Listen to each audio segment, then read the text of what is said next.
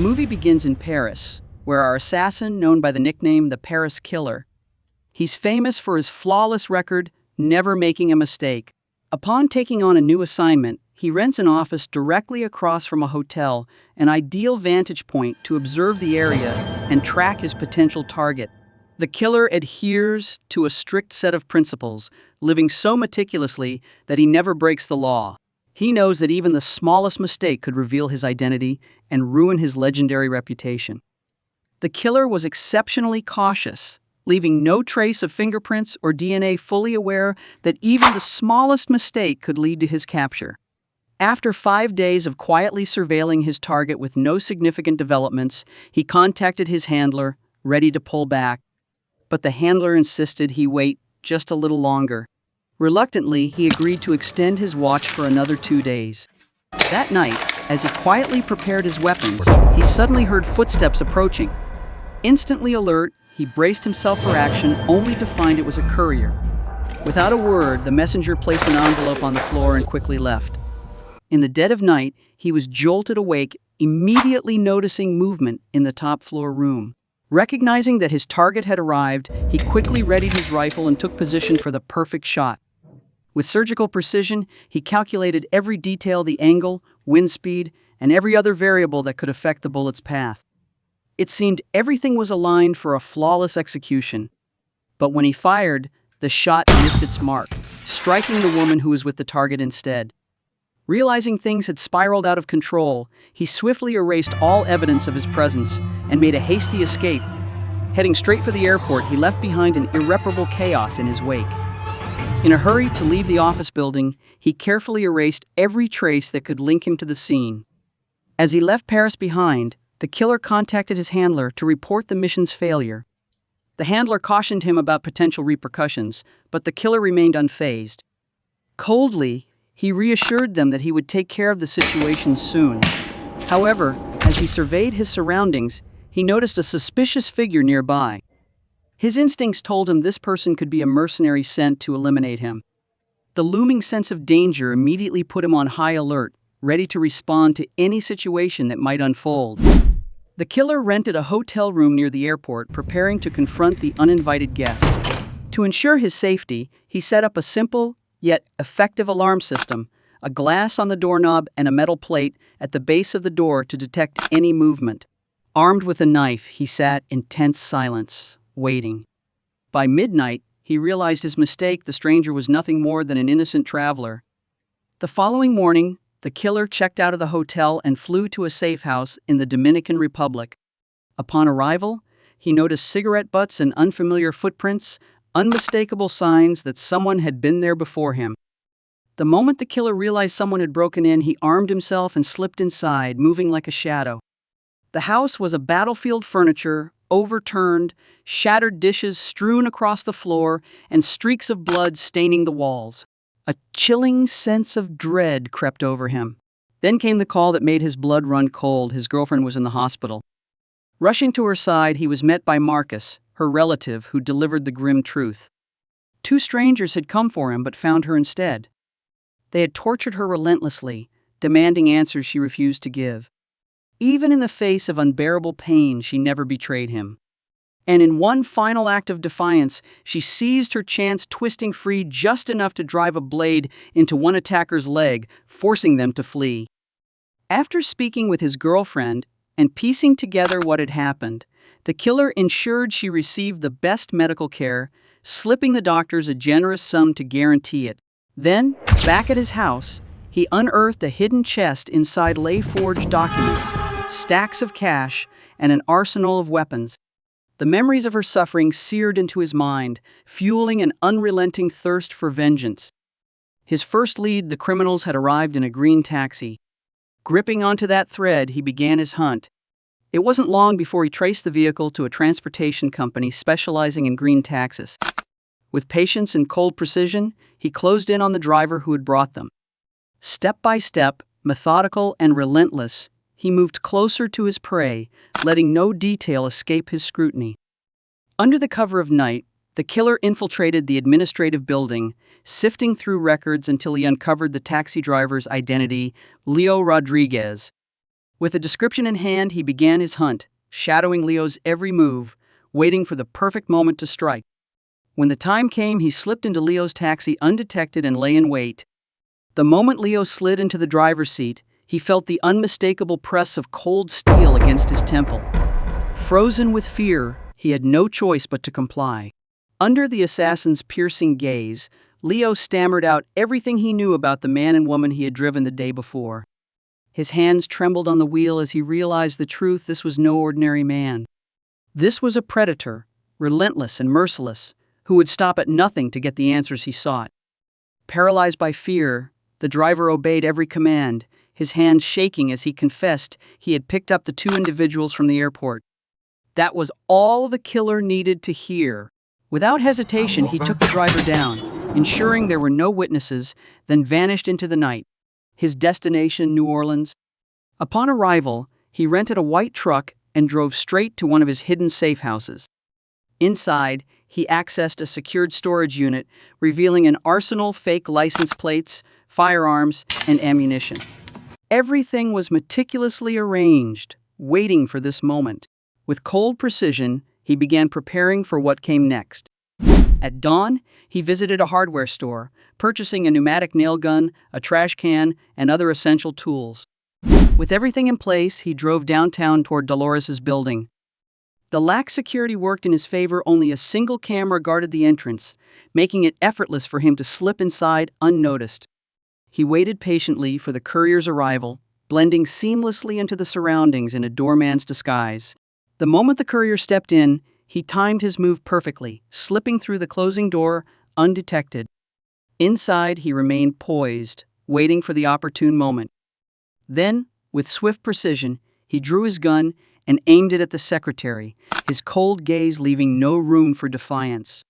Frozen in fear, she had no choice but to comply. The moment the courier was gone, the killer moved swiftly, slipping into the office of Lawyer Hodge, his handler. Without hesitation, he ordered Hage and his assistant to be restrained, then methodically smashed every computer and tablet in sight, erasing all traces of data. Turning his attention to Hage, he demanded the identities of his clients. But the handler remained defiant, refusing to divulge a single name. Instead, he fixed the killer with a knowing gaze and delivered a chilling reminder his mistake had been unforgivable and the consequences were inevitable. No one would grant him absolution, he warned. The only path left was confession, the sole chance at redemption in a world that would never forget. Without a moment's pause, the killer raised the nail gun and fired, driving a nail deep into Hodge's chest.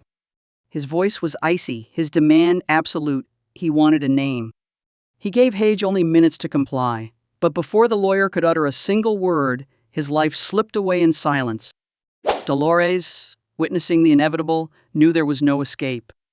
She met the killer's gaze with quiet resignation, pleading for a swift and painless end.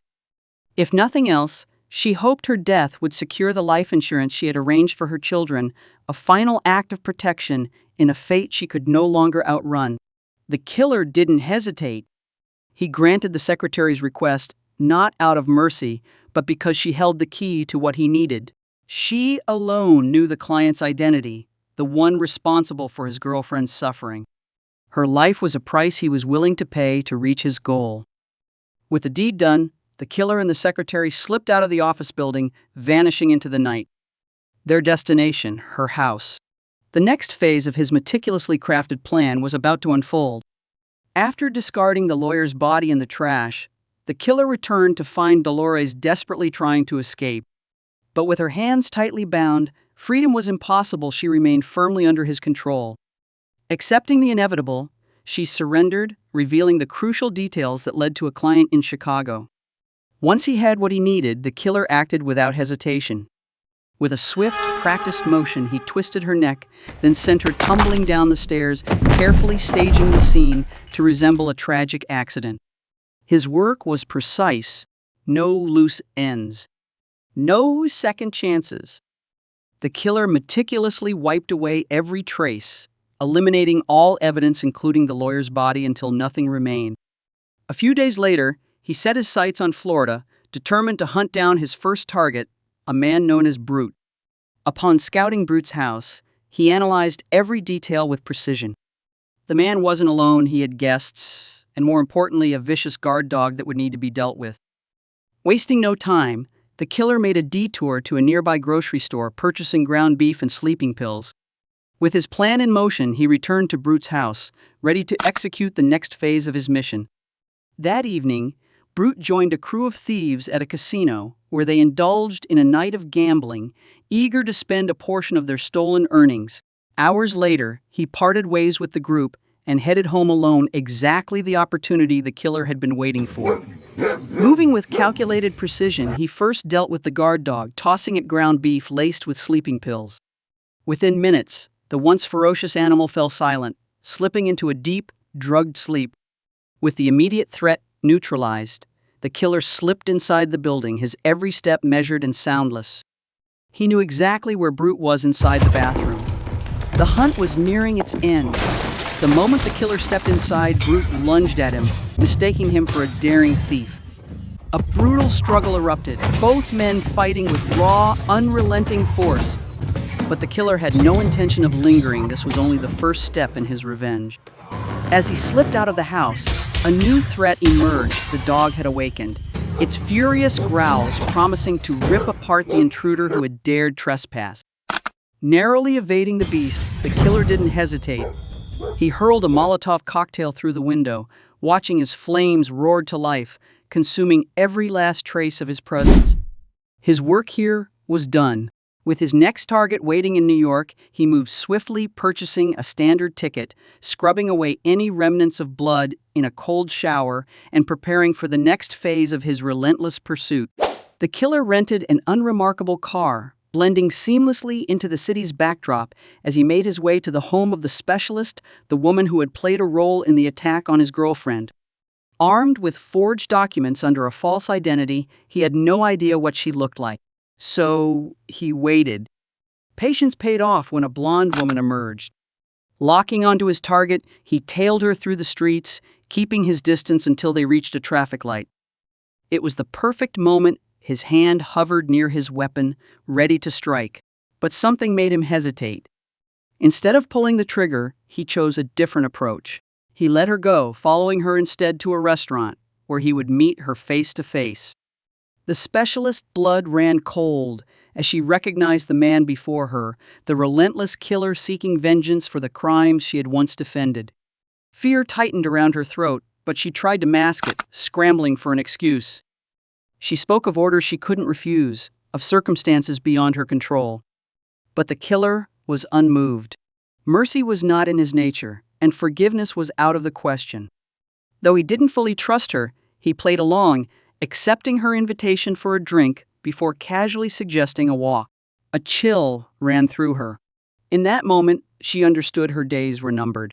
With death lurking just beyond the horizon, every breath, every step, every heartbeat became painfully precious. She clung to one final hope, that the killer would choose a place of beauty for her death, granting her a shred of dignity in her tragic end.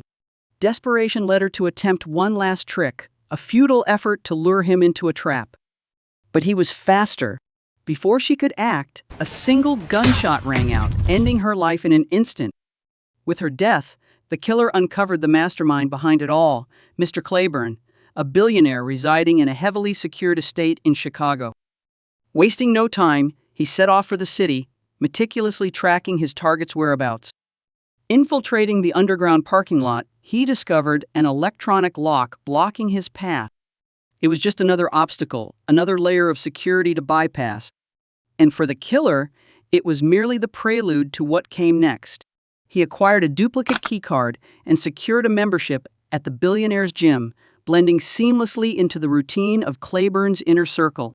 To ensure a clean operation, he also procured a brand new firearm, one untraceable, never before used, after discreetly transferring funds into a separate account.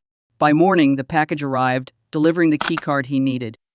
Wasting no time, the killer set his plan into motion. He infiltrated the security guard's locker at the gym, swiping the card to guarantee effortless access. Then, while the others were distracted with their workouts, he quietly slipped away, making his way back to Claiborne's estate to execute the next phase of his mission. When the killer confronted the billionaire demanding answers, the truth took an unexpected turn.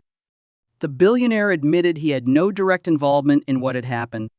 He had simply been hired to eliminate a rival businessman, a job he accepted without question, unaware of the ripple effect it would cause.